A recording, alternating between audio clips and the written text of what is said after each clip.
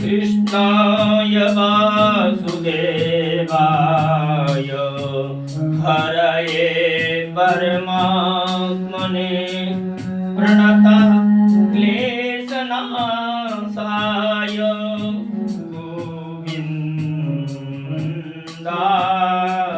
नमो नमः। गोविन्दाय नमो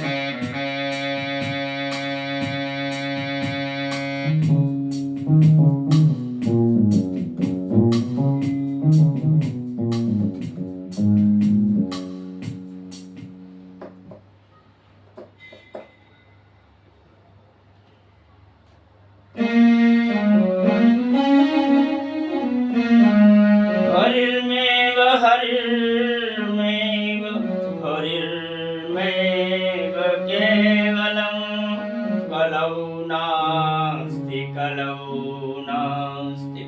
नास्ति रेव गतिरन्यथा।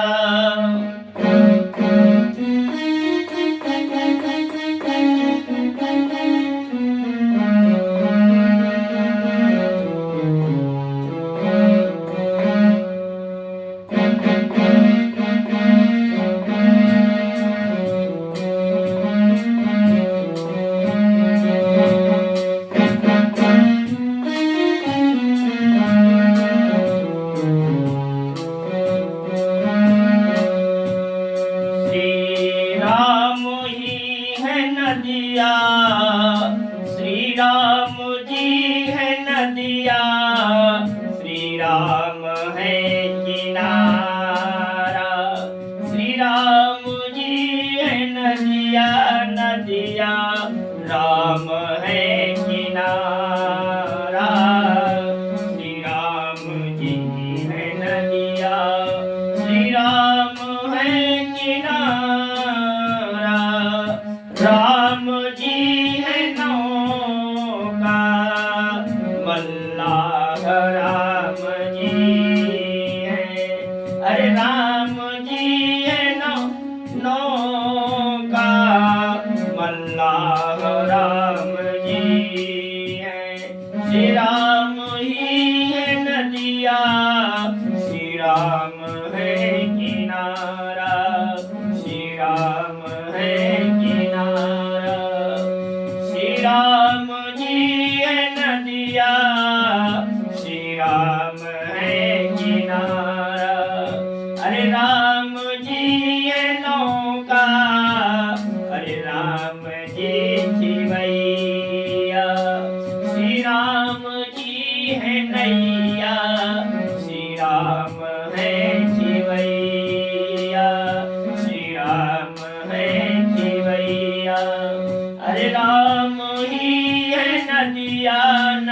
नदिया राम है किनारा, राम है किनारा।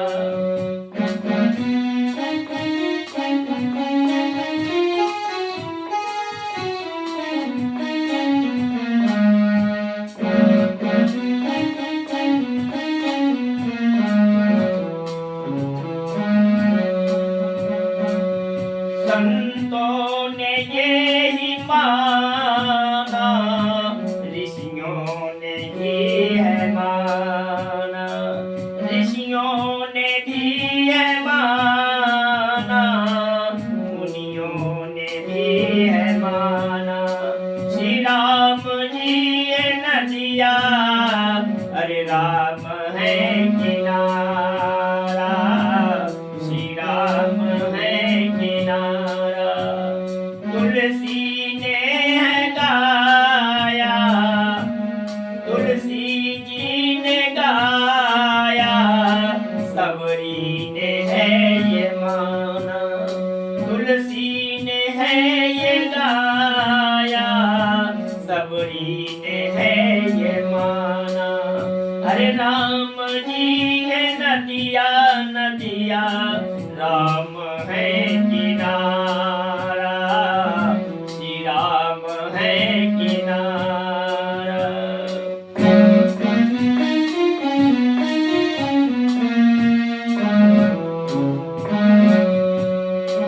अरे डूबते मनुज का, अरे डूबते मनुज का, बस राम है सहारा, बस राम है सहारा। श्री राम जी है नदिया, और राम है किनारा। ऋषियों ने भी माना, मुनियों ने भी माना, ऋषियों ने भी माना, मुनियों ने है ये माना।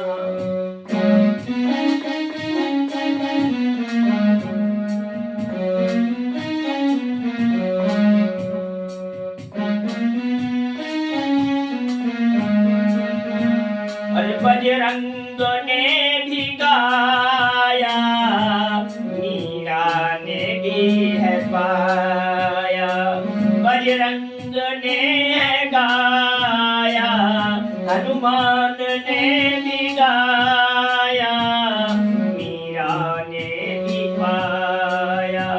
श्री राम जी है नदिया, श्री राम है किनारा, श्री राम है किनारा, श्री राम है किनारा। दुनिया के धंधों में जो उलझा है प्यारे मंदे, अरे राम जी के पीछे तो चल रे वो बंदे। राम जी है नदिया, राम है किनारा, राम है किनारा। ऋषियों ने भी माना, मुनियों ने है माना, ऋषियों ने भी गाया, मुनियों ने भी माना।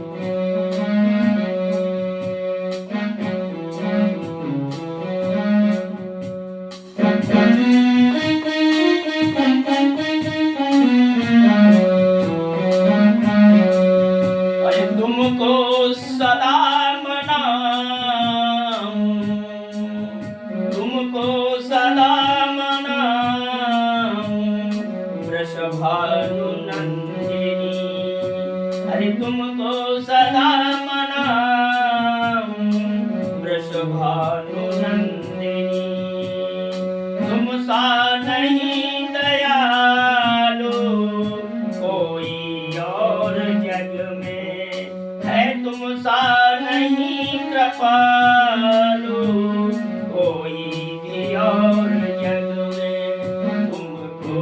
सदा मनाऊं मनाऊं मनाऊं वृषभानुनंदिनी चरणों में सिर नवाऊं चरणों में सिर झुकाऊं वृषभानुनंदिनी चरणों में सिर झुकाऊं वृषभानुनंदिनी तुमको मैं क्या चढ़ाऊं वृषभानुनंदिनी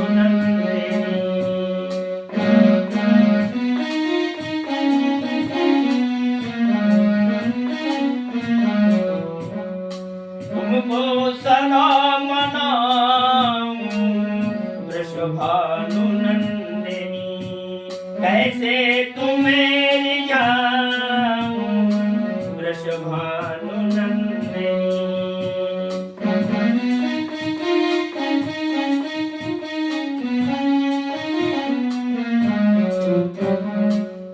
अपना तुम्हें बनाऊं वृषभानुनंदिनी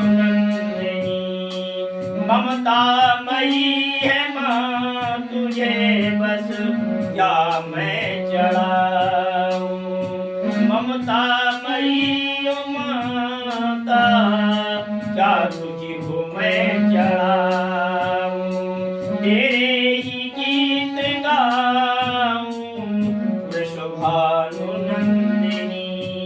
तेरे ही गुण मैं गाऊं वृषभानुनंदिनी तुमको सदा मनाऊं मनाऊं वृषभानुनंदिनी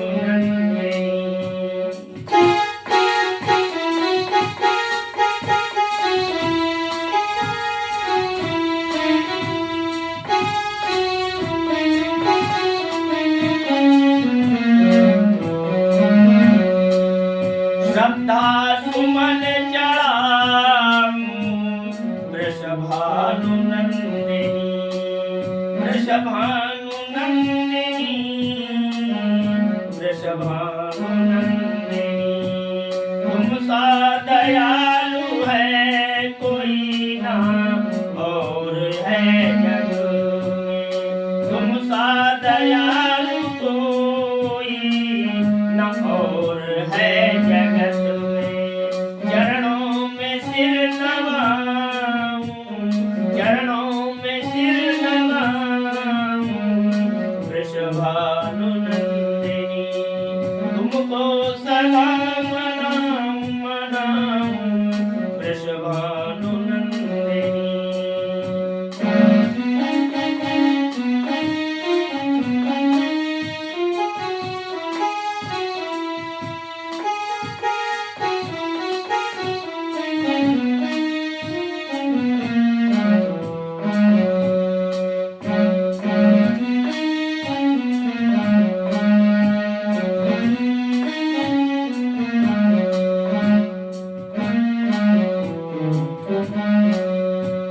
मैं हूँ अबोध बालक अरे मैं हूँ अबोध बालक सामर्थ्य कुछ नहीं मैं हूँ अबोध बालक सामर्थ्य कुछ नहीं क्या भेंट मैं चढ़ाऊं वृषभानुनंदिनी क्या भेंट मैं चढ़ाऊं वृषभानुनंदिनी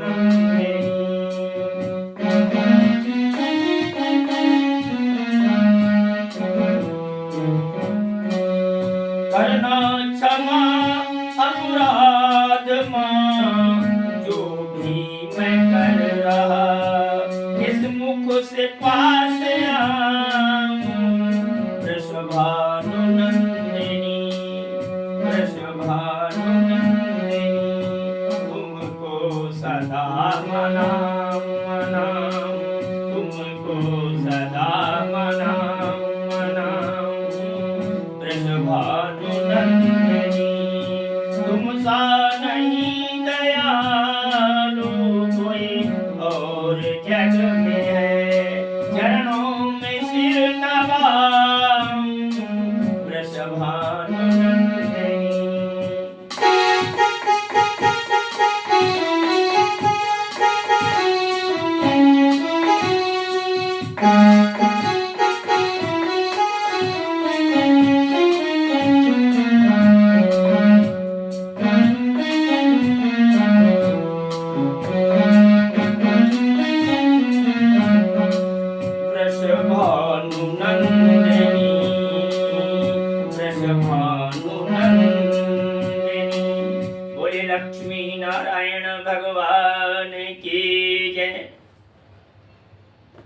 सज्जनों, 2-3 दिन से ऐसा भाव बना है कि अमरकंटक भगवान के विशेष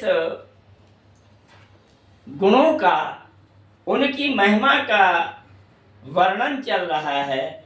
हिमालय जो प्रदेश है, हिम प्रदेश है, जहाँ पर भगवान गौरी शंकर विराजमान हैं, अमरकंटक, तो अमरकंटक हिमालय की आत्मा है। वास्तविक पूरा हिमालय जो है वो है, लेकिन अमरकंटक तो हिमालय की आत्मा है, इसमें कोई भी दो राय नहीं। आज मैं अमरकंटक के विषय में केदार खंड, शिव पुराण के केदार खंड में जो प्रमाण मिलते हैं उन प्रमाणों को प्रस्तुत करता हूं। उससे पहले मैं बताना चाहूंगा कि वो देवभूमि कैसे कही जाती है। वहां जो सरोवर है, मान सरोवर, एक ही सरोवर में 2 धारें आती हैं। एक धार में देवता गण स्नान करते हैं और एक धार में प्रेत लोग स्नान करते हैं, प्रेत आत्माएं स्नान करती हैं। एक धार का जो जल है बड़ा मधुर है। सरोवर एक ही है, धारें 2 हैं उसमें। जैसे यमुना जी में गंगा यमुना मिल रही हैं, इस तरह से एक ही सरोवर में 2 धारें हैं। एक धार का जल मीठा है, दूसरे सरोवर का जल खारी है, उसमें कोई स्नान नहीं करता है, श्रापित है। और जो जल मीठा है वहां का प्रताप है कि यदि शरीर में कैसा भी रोग हो, एक बार मानसरोवर में स्नान कर लेने के बाद प्राणी का रोग खत्म हो जाता है और ऐसा हो जाता है शरीर जैसे नया शरीर प्राप्त हुआ हो। भाई लोग पैसा खर्च करके ट्रेन से जाते हैं, कोई एरोप्लेन से जाते हैं अमरकंटक, तो अमरकंटक जो सिटी है वहां तक तो अपने चले ही जाते हैं हेलीकॉप्टर द्वारा, लेकिन अमरकंटक सिटी से और काफी दूर जाकर के अमरनाथ भगवान है। जो अमरनाथ भगवान हिमालय में है, उन अमरनाथ के विषय में एक बहुत प्राचीन कथा बताई जाती है। मैला रेपा नाम का एक तिब्बत में व्यक्ति पैदा हुआ जिसका नाम था मैला रेपा। पहले तो तिब्बतीय भाषा में मैला रेपा किसे कहते हैं ये समझना है। जो सूती सफेद वस्त्र पहनता हो उसको मैला रेपा कहते हैं, जो सफेद वस्त्र धारण करता हो। तो मैला रेपा का जो बाल्यकाल था बड़ा दुखमय था, संकटमय था। मैला रेपा के पिता खत्म हो जाते हैं तो देख रेख का भार सब चाचा पर सौंप दिया जाता है। परिवार के लोगों ने मैला रेपा का बहुत कुछ छीन लिया। माँ दुखी हुई तो माँ ने क्रोध में मैला रेपा से कहा, क्यों रे, यहाँ अमरनाथ भगवान है और इतनी सिद्ध जगह है, तू उनसे प्रार्थना नहीं कर सकता। मैला रेपा ने प्रार्थना की और सिद्धि, देखिए दूषित सिद्धियां बड़ी जल्दी प्राप्त होती हैं, तो मैला रेपा को दूषित सिद्धियां प्राप्त हो गई किसी तांत्रिक के द्वारा। संक्षेप में सुना रहा हूं, कथा तो बहुत लंबी है। तो उसने क्रोधित होकर के उस नगर में ओलों की वर्षा की, जिससे नगर बहुत क्षतिग्रसित हो गया। और जहां सभा हो रही थी उस सभा में सर्प बिच्छुओं की वर्षा की, जिससे उसमें लगभग 28 व्यक्तियों के प्राण चले गए। अब मैला रेपा हत्यारा हो गया, मैला रेपा पे हत्या लग गई। तो देखिए, जब व्यक्ति कोई पाप कर्म करता है, अगर किसी का अनिष्ट करता है तो उसका चेहरा बता देता है कि इसने इस व्यक्ति का अनिष्ट किया है। तो महिला रेपा मन ही मन कुढ़ने लगा। माँ से कहता है कि मैंने ये सब कुछ कर तो दिया, लेकिन मेरी आत्मा गवाही नहीं देती। माँ, तेरे कहने पे मैंने 28 व्यक्तियों की हत्या का पाप सिर पर ले लिया।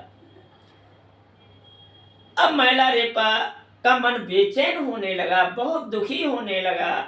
महिला रेपा के लिए एक सिद्ध पुरुष प्राप्त हुए। सिद्ध पुरुष के चरणों में गिर पड़ा और अपने कृत पाप से महिला रेपा रोने लगा। संत ने कहा कि तुम अपने किए हुए अपराध को क्षमा चाहते हो, तुमने अपराध स्वीकार किया, ये सबसे बड़ा तुम्हारा महात्म है। ये तुम्हारी महानता है कि तुम खुद अपने मुंह से कह रहे हो कि मैंने इतना अपराध किया है।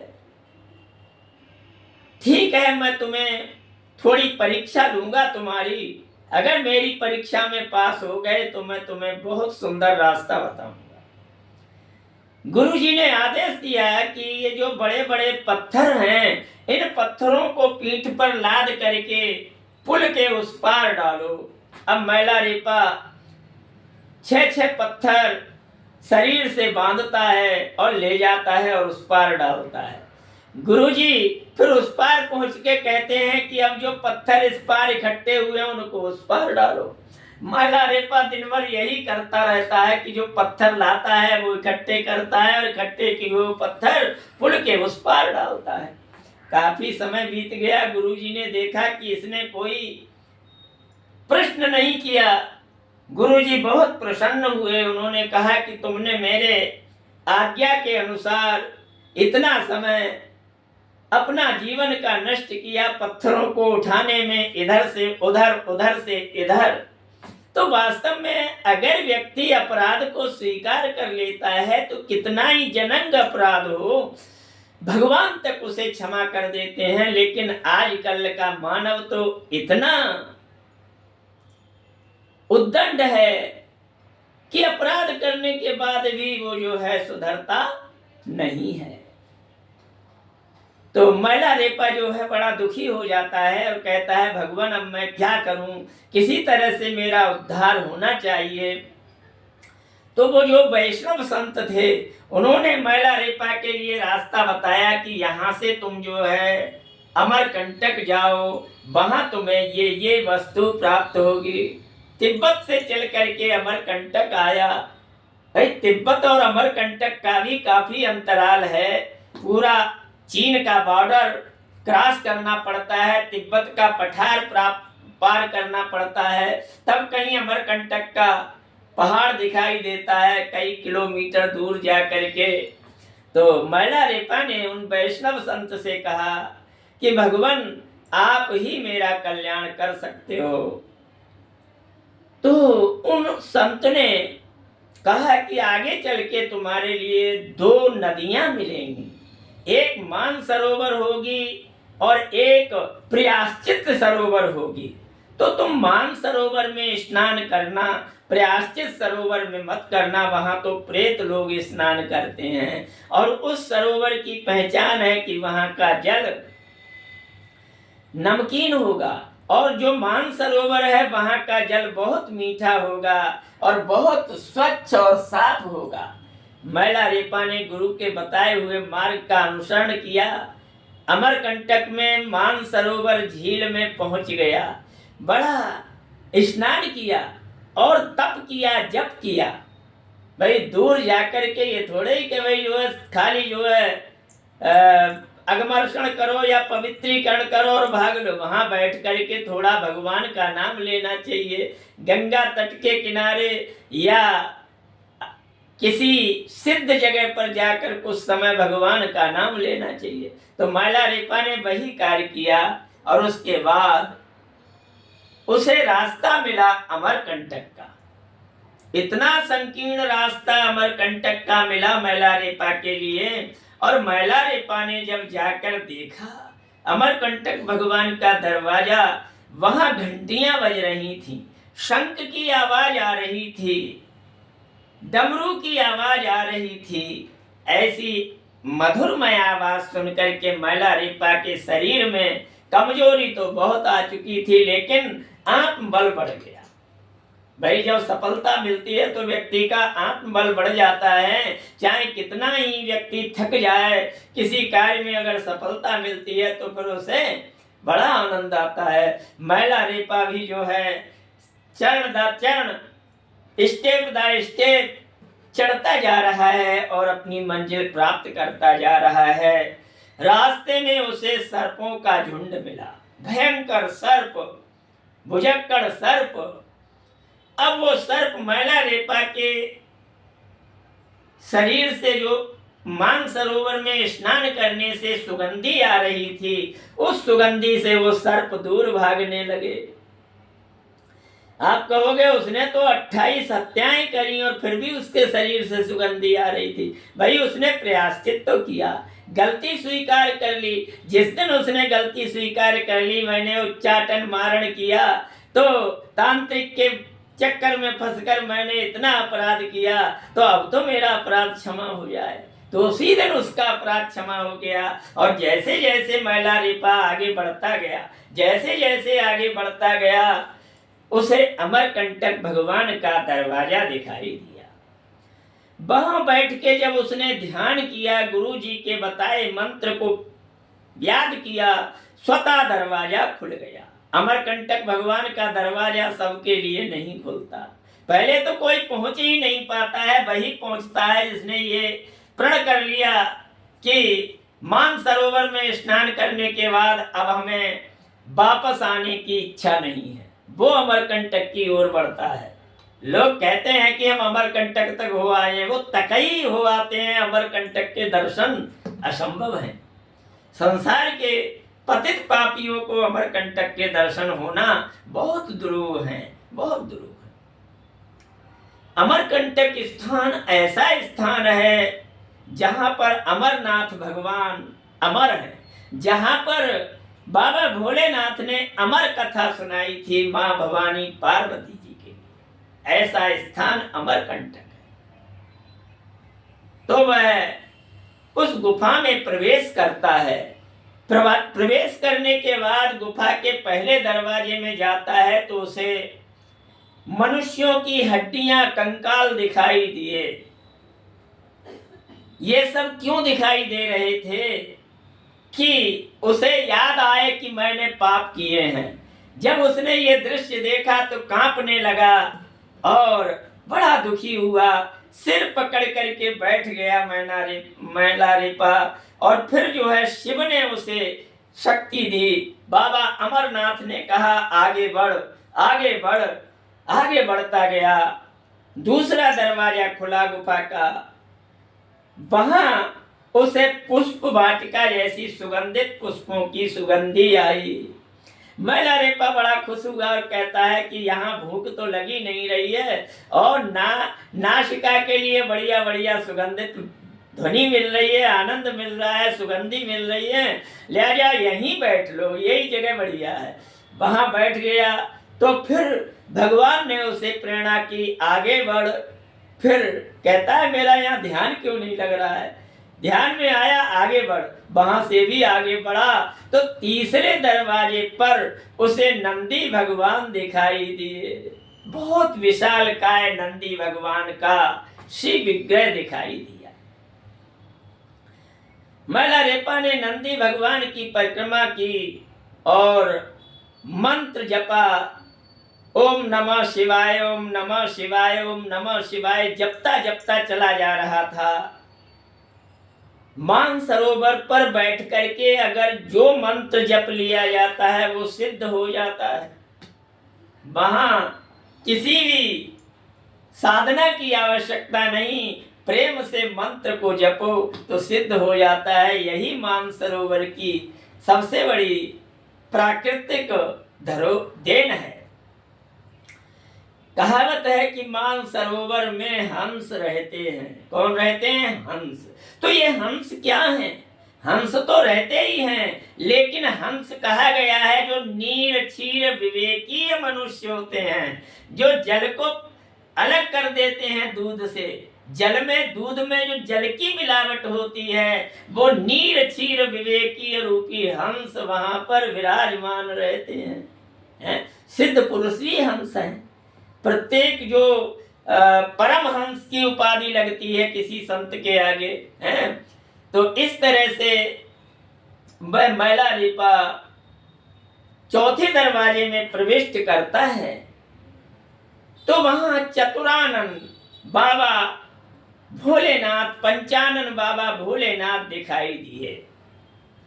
बाबा भोलेनाथ की भव्य मूर्ति को देख करके मैला रेपा नाचने लगा, मस्त होने लगा। कहता है, बाबा अब मैं यहां से कभी नहीं जाऊंगा, कभी भी नहीं जाऊंगा। बाबा ने कहा कि यहाँ कोई ठहर नहीं सकता है, और अगर तू यहाँ ठहरेगा तो पहले दरवाजे पर जैसा देखा है वैसा ही हो जाएगा। अब मैला रेपा वहां से प्रणाम करके, परिक्रमा करके, बाबा के दर्शन करके तुरंत निकल आया, और आकर के धीरे धीरे धीरे धीरे प्रयास करके मानसरोवर पर आया। पूरे पर्वत की परिक्रमा की। सुमेरु की तरह पर्वत है वो, जैसे सुमेरु पर्वत होता है उसी तरह से वो पर्वत है। और वो पर्वत एक नहीं है, वहां पर कई पर्वत एक शकल के हैं।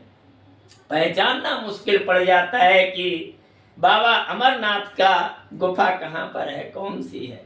हर एक तो जाता ही नहीं, सिद्ध पुरुष जाता है उसे ही दरवाजा खुलता है। मैला रेपा अपने गांव में आया तब तक बहुत बूढ़ा हो चुका था, बहुत बूढ़ा हो चुका था। नाखून बढ़ चुके थे। वो स्थान ऐसा है, वहां दिन में 4 बार नाखून काटने पड़ते हैं। अब आप लगा लो, उसे समय लगा होगा 2-4 महीने, 1 साल, तो नाखून कितने बढ़ गए होंगे उसके। पलक बढ़ गए उसके, बिन्ने बढ़ गए, जो आंखों के पलक होते हैं। गांव में पहुंचा तो गांव के लोगों ने कहा, तुम पहचान में नहीं आ रहे हो, कौन हो? तो उसने कहा, मैं मैला रेपा हूं, वही मैला रेपा हूं जिसने 28 हत्याएं की थी। 28 हत्याएं, परिवार के 28 सदस्यों को एक तांत्रिक की तंत्र विद्या में आकर के उसने मार दिया था। निर्मम हत्याएं की थी उसने। तो गांव के लोग कहने लगे, मैला रेपा, मैंने सुना तुम तो फिर बदल गए थे, परिवर्तित हो गए। तो उसने पूरी आत्मकथा सुनाई और कहा कि मैं अमरनाथ पहुंचा। सब लोग खुशी से कूदने लगे कि मैला रेपा अमरनाथ से आया है। उसकी हुलिया चेंज करी सबने, हैं, झुर्रियां पड़ गई थी चेहरे पर। तो फिर उसने, लोगों ने पूछा कि तुमने क्या देखा? तो कहता है, बस जो मैंने देखा वो मैं बता नहीं सकता। मेरी बताने के लिए क्षमता ही नहीं है कि मैंने क्या देखा।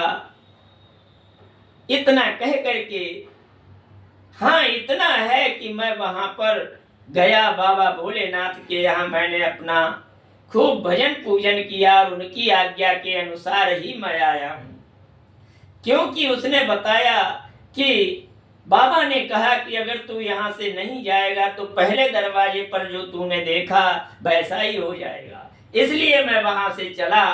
लेकिन अब मैं कैसा देखा, क्या देखा, ये वर्णन करने की मेरी क्षमता नहीं। जितने भी वहां पर समाज था, मैला रेपा का सबने मंदिर बना दिया और मैला रेपा को भगवान की तरह पूजने लगे। वहां के तिब्बत के लोग, आज भी तिब्बत में मैला रेपा के मंदिर पाए जाते हैं, क्योंकि उसने, वो अमरनाथ भगवान का साक्षी था। पहला एक व्यक्ति था जिसने अमरनाथ भगवान को आंखों से आंखें मिला करके दर्शन किए थे। एक प्रमाण ये मिलता है तिब्बतीय पठारीय कथा में। तिब्बत के पठार की जो कथाएं हैं, तिब्बत पठारीय कथाएं, लोक कथाएं हैं, उनमें ये प्रमाण मिलता है। अब मैं आपको, ये तो कथाएं हैं, अब मैं शिव पुराण के माध्यम से शिव पुराण में जो रुद्र संहिता और वर्णन है, जहां पर अमरकंटक का वही वर्णन आपको प्रस्तुत कर रहा हूं। यहां तक वर्णन आता है कि एक दिव्य ज्योति ही दिखाई देती है। तो इसमें वर्णन आया है, शिवस्य तु शिवायाश्च हृन्मूर्ते शिव भाव्यते तयोराज्ञं पुरस्कृत्य ते मे कामं प्रयच्छते। ये वीर संहिता, वीर संहिता और शिव पुराण के अनुसार आपको बता रहा हूं। शिव और शिवा की हृदय रूपी मूर्तियों शिव भाव से भावित हों, उन दोनों की आज्ञा सिरोधार करके मनोरथ पूर्ण करें। शिवस्य च शिवायाश्च शिखा मूर्ते शिवाश्रिते सत्कृत्ते शिवयोराज्ञं ते मे कामा प्रयच्छितम्। अब कुछ लोगों को थोड़ा अहंकार हो जाता है, अरे मेरा तो नाम ये है। दास को ये कभी अहंकार नहीं हुआ कि मेरा नाम ओम है, लेकिन लोगों को ये अहंकार हो जाता है, मेरा नाम तो शिव है, मैं शंकर हूं। अरे भाई, पहले शिव बनो, नाम से कुछ नहीं होता है। तो कहते हैं शिव और शिवा की शिखा रूपी मूर्तियां शिव के ही आश्रित रहकर उन दोनों की आज्ञा का आदर करके मुझे मेरी अभिष्ट वस्तु प्रदान कराएं, ऐसा शिव पुराण में वर्णन है। वृषराजो महातेजा महामेघा समस्वभान मेरु मंदिर कैलाश वर्णन है। अब वहीं का वर्णन है जो मानसरोवर से ऊपर मेरु मंदिर है, उसे मेरु मंदिर कहते हैं। मेरु मंदिर कैलाश सहेमाद्रि शिखर रूपमं शिताभ्रि शिखाराकृत्या कुंदा पारिशोभितः महायोगेन्द्र कल्पेन वालेन च विराजितः रक्तस्य श्रृंगचरणो रक्तप्राया विलोचना पीवारेणनन्त सर्वांगे सुचारु गमनोज्ज्वलम् प्रशस्त लक्षण श्रीमान प्रशस्त लक्षण श्रीमान प्रज्वलान मणिभूषण शिवप्रिया शिवाशक्ता शिवयो ध्वजज्वर वाहन तथा तच्चरण न्यास पाविता परिविग्रह गोराजपुरा श्रीमान मलेच्छ वररायुधा तयोराज्ञं पुरस्कृत्य सामे काम प्रयच्छतु। जो वृष के राजा हैं, बैल के राजा हैं, महातेजस्वी महान मेघ के समान शब्द करने वाले और मेरु पर्वत, देखो ये जो कैलाश है बाबा भोलेनाथ का, मंदराचल पर्वत जो मेरु सुमेरु पर्वत है, जहां अमरकंटक है, वास्तव में वो कैलाश ही है। हिमालय के शिखर की भांति है, ऊंचा एवं उज्जवल वर्ण वाला है।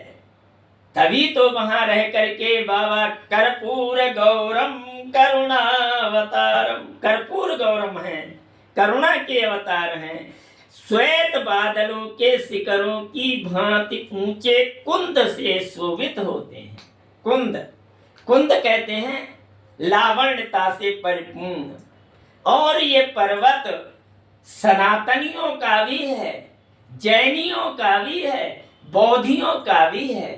सभी तीनों परंपरा के व्यक्ति वहां जाते हैं और वहां जाकर के ये भूल जाते हैं। सब बड़े प्रेम के साथ रहते हैं, सब अपने परंपरा को भूल करके सनातन परंपरा का आनंद लेते हैं। शरीर की भांति पूंछ जिनकी शोभा बढ़ा रही है, जिनके मुख, सींग और पैर भी लाल हैं, नेत्र भी प्रायः लाल हैं, जिनके सारे अंग मोटे और उन्नत हैं। देखो, मैला रेखा जो जिस सिद्ध के पास रहा था वो हरी सब्जियां खाता था, हरी औषधि खाता था, तो उसका शरीर एकदम हरित हो गया था, हरित शरीर हो गया था। ये मैं बताने को उस समय भूल गया था। जो अपनी मनोहर चाल से बड़ी शोभा पाते हैं, जिनमें उत्तम लक्षण विद्यमान हैं, जो चमचमाते हुए मणिमय आभूषण से विभूषित अनंत दैदीप्यमान दिखाई देते हैं, ऐसे जो भगवान अमरनाथ भगवान को प्रणाम करता है, जो अमरनाथ भगवान से प्रेम करता है, बाबा भोलेनाथ अनुरक्त रहते हैं। भवानी और भोलेनाथ दोनों जो ध्वज और वाहन तथा उनके चरणों में स्पर्श से जिनका पृष्ठभाग परम पवित्र हो गया है, जिनका जो वैल हैं, नंदी हैं, त्रिशूल धारण करने वाले नंदकेश्वर, वृषभध्वज और शिव की आज्ञा शिरोधार्य करके मुझे अभिष्ट वस्तु प्रदान करते हैं। तो ये प्रमाण मिलता है शिव पुराण के बाय वीर संहिता में अमरकंटक का। अमरकंटक के विषय में मैंने जो श्लोक आपको बताया, मेरु मंदर कैलाश संहिता माद्र शिखरो रोप मम, वो कैसा है? मेरु मंदिर के समान है, कैलाश शिखर और आदृश माद्री अर्थात आद्री शिखर है, पूजनीय शिखर है। महिमा संधि हो जाएगी, माँ का मोनु अनुस्वार विंदी हो जाएगी और माँ में जो आ है आद्री हो जाएगी, अर्थात पूजनीय शिखर है, ऐसा वर्णन आता है। तो मैंने आपको प्रमाण प्रस्तुत किया। आप लोग कहते कि भैया ये सब गपोल कथा है, गपोल कथा नहीं है। शास्त्रों में जो लिखा है, व्यास जी ने बहुत पहले लिख के रख दिया है अमरकंटक के विषय में, अमरनाथ भगवान के विषय में। एक और बात बताता हूँ, यह वह जगह है जहाँ पर पार्वती भी अमर हो गई थी। पार्वती आप कहोगे अमर नहीं थी, नहीं थी। जब भगवान शादी करके आए तो बाबा के गले में निरी रुंड की मालाएं थीं। तो पार्वती ने पूछा कि मुझे कुछ आप पर शक होता है, क्या क्यों, ऐसा क्यों? तो कहते हैं कि पार्वती जी ने कहा, महाराज आप ये और स्त्रियों के चित्र क्यों लगाए रहे?